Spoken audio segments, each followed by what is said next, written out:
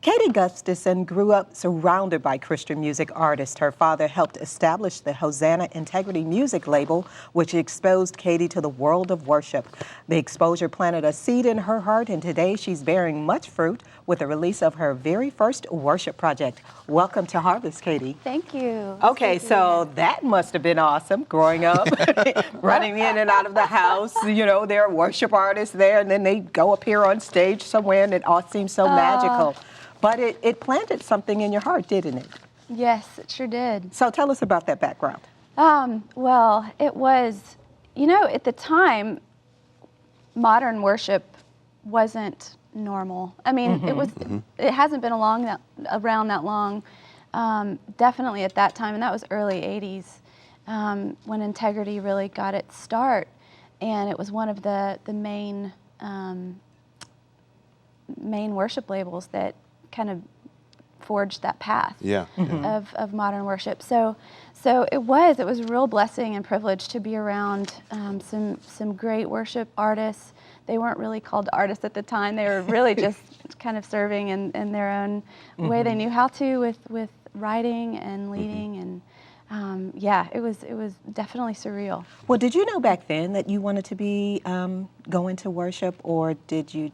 I mean, it's just a byproduct of your upbringing.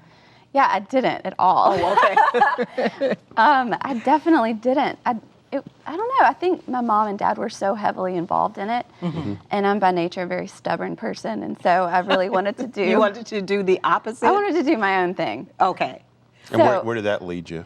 Well, it landed me in the field of psychology, and I went to get a master's in counseling psychology. I've always been very intrigued by, well, definitely just the idea of healing and freedom and experiencing freedom emotionally and spiritually. And I figured I would be a part of that ministry, but not in a worship leading sense. And so I definitely went a different path, and worship still found me and kind of has allowed me to do a lot of leading and writing, and so doing both is really quite a dream. Well, that's what I was about to say. Somehow you were able to merge the two. I mean, psychology, counseling has affected your music in some way, hasn't it? Absolutely. I think I'm an observer by nature. I love to listen to people's stories. That's very important to me, and just the story of redemption has been a real part of my life. And so getting to merge those two worlds and birth songs out of that has been definitely a treasure. Now, I can go back a little bit because you know, Hosanna Integrity, like you said, they're on the forefront, really breaking new ground. And today we can look at the Christian music industry as this big, you know, megalithic thing, and it's so powerful and influential. But back then, it was really a brand new thing. What was it like? Did you have like jam sessions in the living room and guys writing songs or bringing them in and saying, "What do you think about this?" And what was that atmosphere like in those early days? It was, well, it was like that. They didn't call them.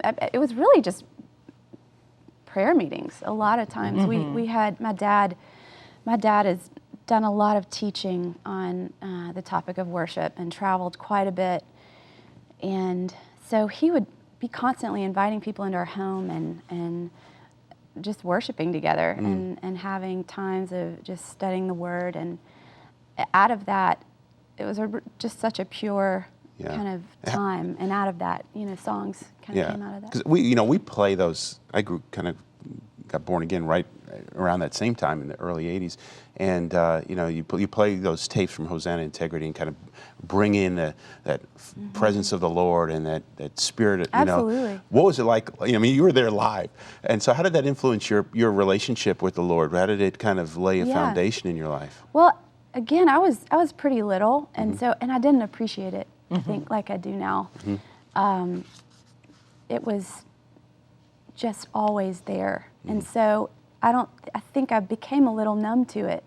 I had all of this information and theology and quasi-understanding of what worship was in my head, but I don't think it translated to my heart and became a personal thing until my 20s, which has allowed me to really run with it and experience, intimate relationship with the Lord for myself. But, looking back, I see how much I was affected by that time, and just by all those really sweet times with the Lord, kind of indirectly.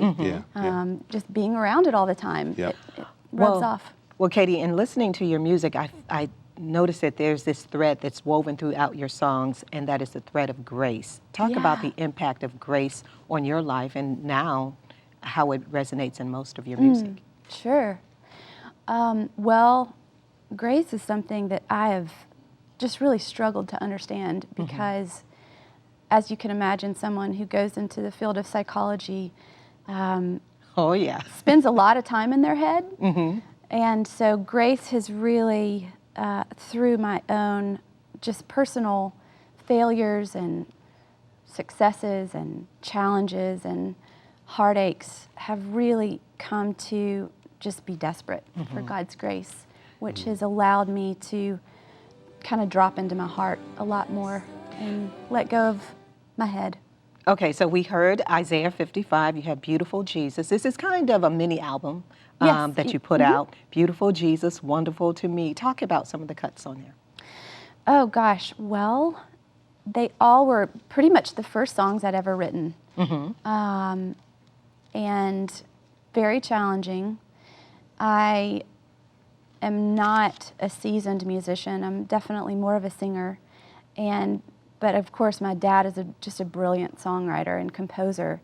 So I have kind of a knack for melody and always find a catchy melody that I can then explore lyrically. Man, those songs really were birthed out of a time of just personal, just pain and heartache, really. And that was my way of expressing it at the time. And especially Isaiah 55, the one I played earlier, came out of just a real realization of God's grace and kind of a response to the invitation of Jesus. You know, it says, all who thirst, come to me, all who are weary. And I was just really weary. And so having that hope and having that freedom and letting go of the performance and letting go of all of the things that I felt like I had been running to that just never quite cut it.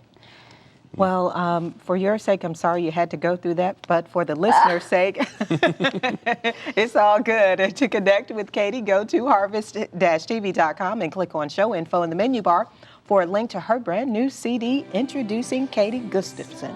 And Katie will be joining us later in the show with another great live performance. And still to come, Dr. Harold Hazen continues with part 4 of Prosperity Matters, and Stephen and Pastor Charles share prayer request and prayer line.